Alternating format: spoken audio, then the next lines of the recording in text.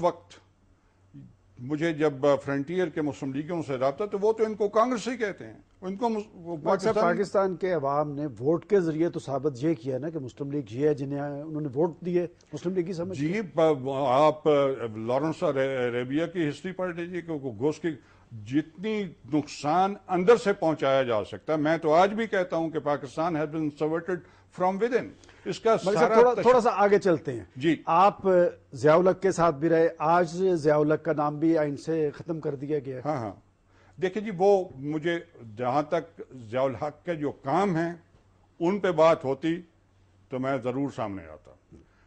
ان کا ایک نام تھا کہ وہ اس ریفرینڈم کے ذریعے general Muhammad Zia ul Haq has been elected as president of Pakistan, تو کانسٹیٹیوشن کے اندر باقی اس کی کسی کو چھیڑا نہیں گیا. آپ دیکھیں کہ جو سب سے بڑا کام ضیاء الحق کر گیا اس ملک کے تشخص کے لیے، وہ پریمبل کو آبجیکٹو ریزولوشن 51 میں آپ کو پتا ہے کہ ادھر سے شروع ہوا تھا اور یہ 73 کے کانسٹیٹیوشن میں آیا، پریمبل میں تھا، لیکن اس نے اس کو substantive part of the constitution بنایا 8th امینڈمنٹ کے ذریعے.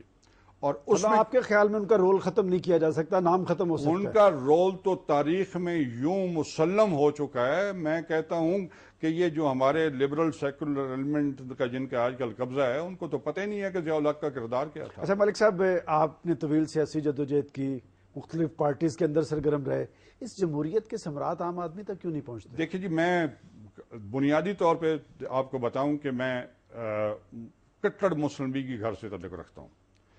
یعنی جب 46 کے الیکشن ہوئے تو خوشاب ڈسٹرکٹ میں جو اس وقت سرگودا کا حصہ تھا، صرف 2 فیملیز خوشاب ضلع کی پرومیننٹ فیملیز جو تھیں، آہیز اور مدوال، یہ پاکستان مسلم لیگ میں شامل تھے. باقی سارے کے سارے یونس پارٹی کے ساتھ تھے. اور خضر یاد خان، آپ کا یہ اعزاز ہے کہ آپ مسلم لیگی ہیں. اب یہ بتائیں کہ پاکستان میں جمہوریت اس لیے مستحکم نہیں ہو سکی کہ جو لوگ ووٹ لے کے بھی آتے ہیں وہ لوگوں کی توقعات پر پورا نہیں اترتے، اور آج ہم جن حالات سے دو چار ہیں، آج جو چیلنجز درپیش ہیں، 2 سال ہو گئے منتخب گورنمنٹ کو، وہ رزلٹس کیوں سامنے نہیں آ سکے؟ دیکھیے جی، بات یہ ہے جی کہ آپ تھوڑا سا انتظار کر لیں. جس قسم کے حلاوہ یہ پک رہا ہے اس کی جھلکیں آپ تھوڑی تھوڑی دیکھ رہے ہیں کہ ہاسپٹل میں بھی اگر کوئی واقعہ ہو جاتا ہے تو لوگوں کا غم و غصہ پھٹ کے سامنے آ جاتا ہے. آپ نے 12 کھو والا معاملہ بھی دیکھ لیا. اب پچھلے سال آپ نے وہ یہ جو بجلی کی شارٹیج ہے اس پہ عوام کا رد عمل دیکھ لیا. تو تھوڑا سا انتظار. صرف اس وقت مسئلہ ایک ہی ہے کہ وہ قیادت میسر نہیں جو عوام کی صحیح معنوں میں قیادت کر سکے. انہوں نے ایک ناپاک گٹھ جوڑ کر کے اوپر اپنے آپ کو مسلط کر رکھا ہے. لیکن یہ انارکی کی صورت حال بنے گی، یہ میں آپ کو یقین سے کہہ سکتا ہوں. اس دن اتفاق سے میں ایک امپورٹنٹ لنچ پہ شامل تھا وہاں اسلام آباد، تو ایک تھنک ٹینک بڑا، تو اس میں یہ جب ہوئی بات، یہ فرنٹیئر میں یہ قصہ شروع ہوا تھا سوات اور دیر میں، جہاں وہ مولوی صوفی محمد اور فضل اللہ وغیرہ، تو انہوں نے جو حرکتیں کی تھی، میں نے کہا جی آج طالبان کے خلاف ساری قوم اکٹھی ہو جائے گی. لیکن جو اب یہ صورتحال اگر وہ ذرا عقل کا کام لیتے اور یہاں کوئی احمدی نژاد نکل آیا، یہاں کوئی خمینی نکل آیا، تو پھر دیکھیے کہ ان کا حشر کہاں ہوتا ہے. ملک صاحب، آپ نے بجلی کے بحران کا ذکر کیا. آپ جنیجو صاحب کی کیبنٹ میں تھے، ضیاء الحق کی حکومت کا حصہ تھے. اگر آپ اس وقت کالا باغ ڈیم بنا دیتے تو آج پاکستان اندھیروں میں تو نہ ڈوبتا؟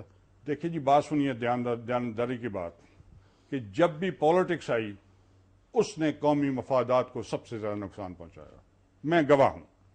ضیاء الحق کے دور میں ضیاء الحق نے 4 چیف جسٹسز کو کالا باغ ڈیم پہ متفقہ طور پہ ایک فیصلہ ہو چکا. آپ کے خیال میں جب بھی سیاست آئی اس نے پاکستان کے مفادات کو نقصان پہنچایا؟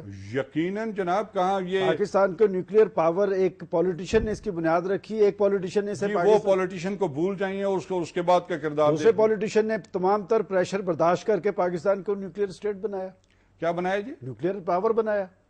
اس پہ اتنا ہی پریشر تھا نا امریکہ کا. دیکھیے جی، بات ہے، میں اس سلسلے میں بہت زیادہ جانتا ہوں. مجھے پتا ہے کہ نیوکلیئر پروگرام کس نے بڑھایا اور کہاں تک پہنچا اور کیسے پہنچا. آئی نو اٹ آل. لیکن وہ جو آپ مایوس ہو گئے، مجھے لگتا ہے سیاست سے. میں مایوس بالکل نہیں ہوں گا. میں بڑا ہوپ فل ہوں. اس میں سے ایک ایسا طوفان اٹھے گا انشاءاللہ. صرف ایک ایسی قیادت کے انتظار ہے، معلوم نہیں کدھر سے نمودار ہوتی ہے.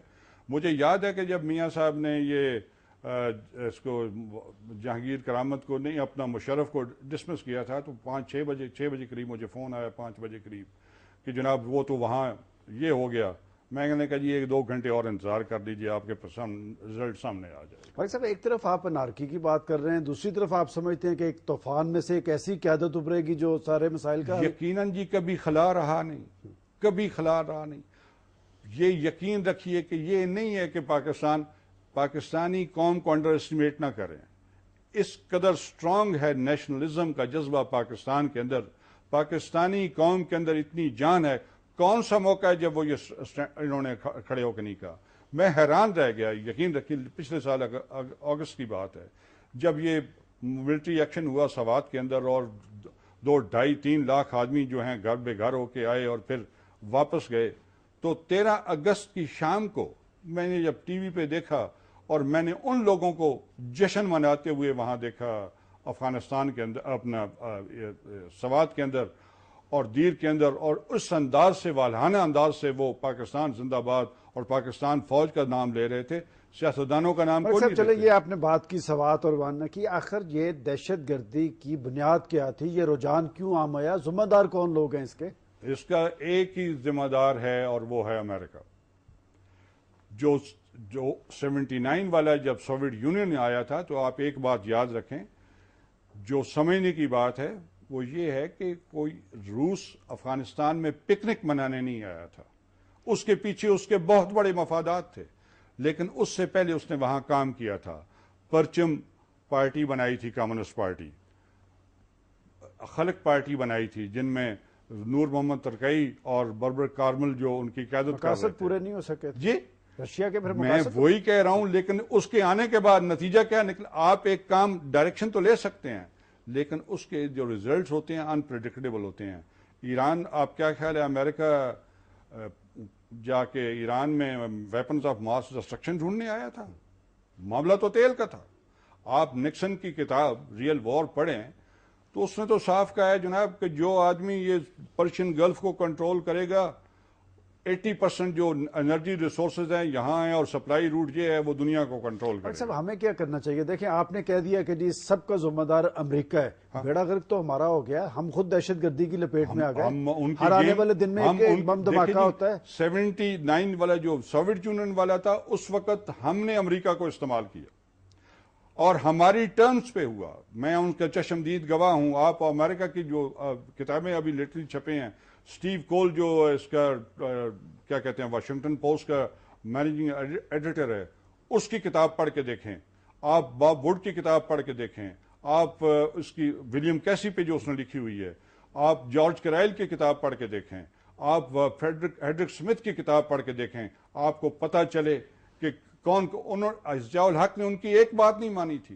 اس نے, جب مجھے یاد ہے کہ جس طریقے سے اس نے آخری وقت ان کو بتایا تھا کہ اب مجھے آپ ڈکٹیٹ کرنا چاہتے ہو, ضیاء الحق نے ان کو میرے سامنے کو 18 سینیٹرز اور کانگریس مین کا ڈیلیگیشن آیا ہوا تھا, اور اس کے اندر انہوں نے دروازے بند کر کے, جب وہ کھانے پہ تھے تو انہوں نے, وہ چارلی ولسن بھی وہاں تھا, تو انہوں نے ان کو کہا تھا کہ آپ اب مجھے کہتے ہیں کہ میں نے یہ کرنا ہے, میں نے وہ کرنا ہے, نیوکلیر پروگرام. صاحب آپ کا یہ کہنا ہے کہ پاکستان کے اندر جو دہشت گردی کی فضا بنی ہے اس کا ذمہ دار امریکہ ہے, اسی پہ ہم بات جاری رکھیں. بالکل.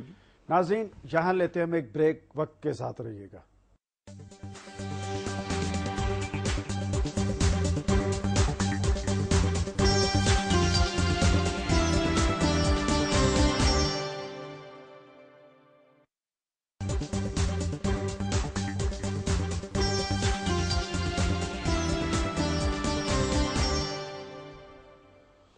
ویلکم بیک ناظرین. بریک پہ جانے سے پہلے ہم بات کر رہے تھے خطے میں دہشت گردی کے رجحان پر, اور ملک نسیم احمد اہیر کا کہنا تھا کہ دہشت گردی کا اصل ذمہ دار امریکہ اور اس کے مفادات ہیں. ملک صاحب آپ نے جنرل ضیاء الحق کا ذکر کیا, لیکن کہا یہ جاتا ہے کہ یہ دہشت گردی کا سلسلہ تو اسی دور سے شروع ہے. مجھے یہ بتائیے جناب, بالکل درست بات آپ نے کہی. میں